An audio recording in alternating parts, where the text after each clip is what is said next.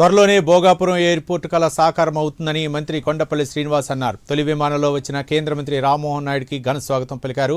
ఇక కూటమి హయాంలో ఎయిర్పోర్టు పనులు వేగవంతమయ్యాయని ఆయన అన్నారు. దాదాపు 96% పనులు కంప్లీట్ అయ్యాయన్నారు. అనుకున్న సమయం కంటే ముందుగానే ఎయిర్పోర్టు పూర్తవడం సంతోషకరమన్నారు. ఈరోజు మనందరం కూడా భోగాపురం ఎయిర్పోర్ట్ లో ఫస్ట్ ఎయిర్పోర్ట్ గ్రౌండ్ చేసినటువంటి ఈవెంట్ కి రావడం మనందరం కూడా సంతోషించాల్సిన విషయం.